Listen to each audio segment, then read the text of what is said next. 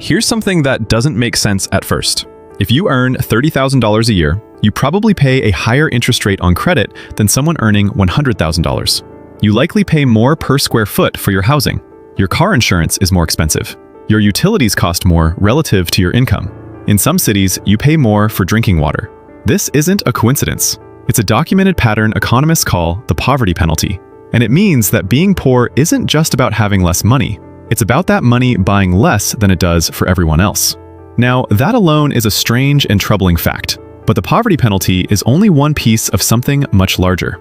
This video is going to argue that social class in America doesn't stay fixed because people at the bottom lack ambition or talent. It stays fixed because the systems around them, housing laws, school boundaries, hiring algorithms, professional networks, have quietly evolved to keep advantage where it already is. And they do it while looking completely neutral. To understand how that works, we have to start with a map. Researchers at Harvard and Brown have spent years mapping upward mobility across the United States.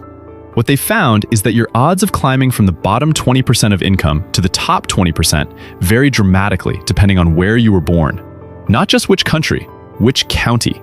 Some regions have real upward mobility, others have almost none.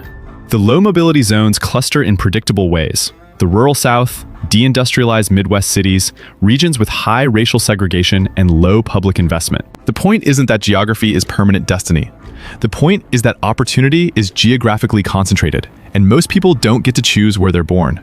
Location shapes what comes after it, which schools you attend, which adults you're exposed to, which professional world you can even imagine entering. Place filters opportunity before a person makes a single choice. This is where the first invisible law appears. In most American cities, school quality is tied directly to home address. Public schools are funded partly through local property taxes and assigned based on geographic zones. That arrangement looks neutral. Every child gets a school. Every school follows state standards. Nobody is officially excluded. But here's what actually happens. Families who want access to high-performing schools have to live near them. And because restrictive zoning in most cities limits the construction of apartments, duplexes, and multifamily housing near the most desirable districts, housing near those schools is expensive, sometimes staggeringly so. Portland, Oregon is a frequently cited example. New York City is another. In both cases, wealthy families effectively buy access to high-quality education through the housing market. The transaction is invisible inside the school assignment data. On paper, it looks like neighborhood schools. In practice, it's class sorting through land use regulation. The mechanism works precisely because it's subtle.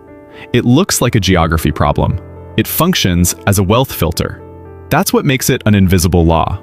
Not that it's secret, but that its real effect is hidden inside a system that appears to be doing something entirely different. Now, here's a detail worth holding on to, because we'll return to it. In 2014, Amazon built an AI recruiting system designed to automate hiring. Feed it a resume, it tells you whether to advance the candidate. The system trained itself on a decade of Amazon's own hiring data. Within a year, Amazon's engineers discovered something. The algorithm was consistently downgrading resumes that contained the word women's, as in women's colleges, women's sports teams. It was penalizing graduates of all female institutions. Nobody programmed it to do that. The algorithm learned it from historical data generated during a period when Amazon hired mostly men. Amazon shut the system down. But the reason this story matters isn't Amazon specifically. It's what the system revealed. An automated tool, trained on biased history, will reproduce that bias reliably, efficiently, and without any deliberate human prejudice driving the decision. The past doesn't disappear. It gets encoded into the future.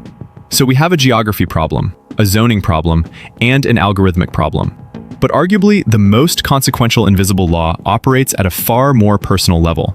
In 2022, researchers at Opportunity Insights published one of the most significant social mobility studies in recent memory. They analyzed data from 72 million Facebook users and focused on one specific variable: the degree to which lower-income people had social connections with higher-income people. They called this economic connectedness. What they found was striking. Economic connectedness was one of the strongest predictors of upward mobility across regions. Stronger than school quality in some comparisons. Stronger than many traditional economic indicators. In plain terms, who you know matters as much as what you know. And who you know is shaped heavily by where you grew up, which school you attended, and what social world you were born into. This isn't a surprise to anyone who has watched a friend land a job through a family contact, or seen someone get an internship through a parent's alumni network. But the data puts a number on something people usually describe in vague terms. The researchers also identified what they called friending bias, the tendency for people to form relationships primarily within their own economic tier, even when they physically share spaces with people from different backgrounds. College campuses, workplaces, neighborhoods, proximity doesn't automatically create cross-class connection.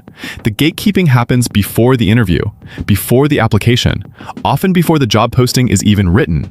Opportunity flows through networks.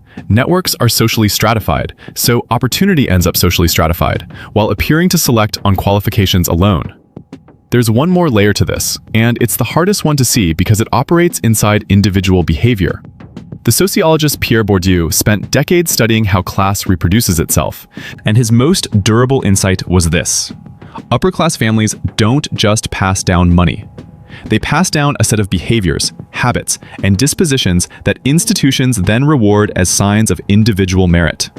The specific way you speak in a formal interview, your comfort level in a room with authority figures, the kind of confidence that reads as competence rather than arrogance, the casual familiarity with professional norms that signals you've been around them your whole life. Bourdieu called this cultural capital.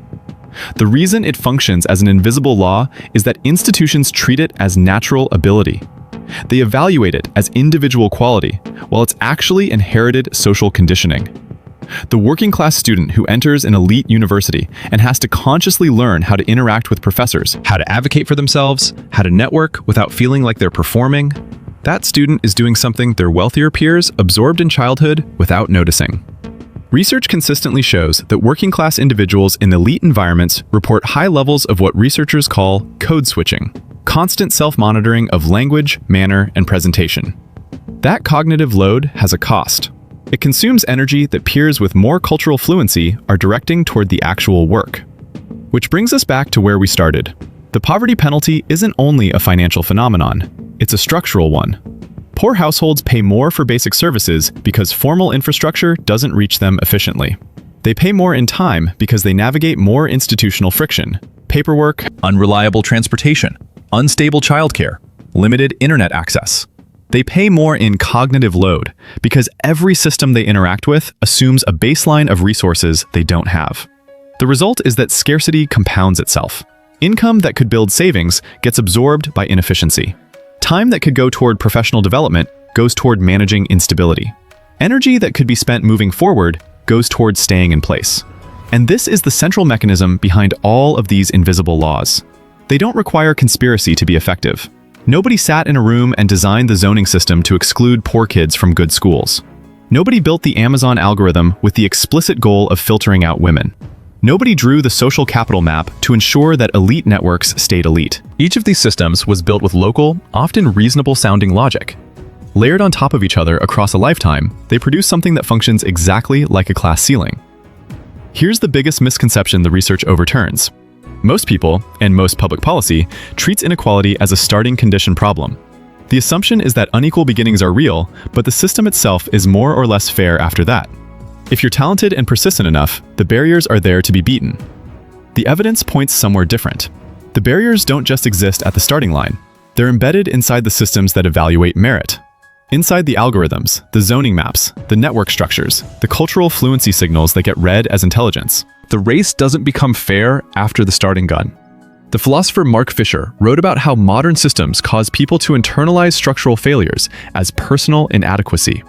When someone from a low-income background doesn't break through despite doing everything nominally right, the story they're given, and often the story they tell themselves, is that they didn't try hard enough. The system's failure becomes their failure. The cruelest function of the whole architecture is this: it produces just enough visible success stories to keep the larger narrative intact. A first-generation college graduate here, an immigrant entrepreneur there, a working-class kid who makes it into finance, into medicine, into tech. These stories are real, they matter, but they also serve a function. They make the system look open, even when the aggregate data shows that most people end up close to where they started. Raj Chetty's research found that the odds of moving from the bottom fifth of income to the top fifth in the United States are roughly 1 in 12. Not zero, not impossible, but far from what you'd expect from a system where talent and effort were the primary sorting mechanisms. What makes invisible laws powerful isn't that they block all mobility. It's that they redirect it, slow it, and make its absence look like a personal failure rather than a structural one. There's a version of this story that ends with a policy prescription. Build affordable housing near high-performing schools, reform algorithmic hiring, invest in mixed-income communities, fund programs that bridge cross-class networks. Those are real responses to real mechanisms. But the broader insight here isn't about any single policy fix. It's about learning to read the system accurately. When someone tells you the playing field is level, ask what the field is made of. Ask who drew the boundaries. Ask what happens to a player who shows up without the equipment everyone else treats as standard. The invisible laws don't announce themselves. They operate through zoning boards and school districts and recruiting software and social gatherings where connections quietly form and quietly don't. They work because they look like geography or efficiency or merit or simply the way things are. Seeing them clearly doesn't solve the problem, but it's the only place anything else can start.